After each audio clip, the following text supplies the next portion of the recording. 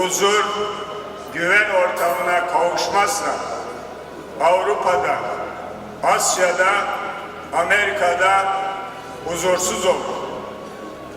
Bugün düzenlenen konferansın amacı Kudüs için barış ve adalet arandığımızı bir kez daha dünyaya duyurmaktır.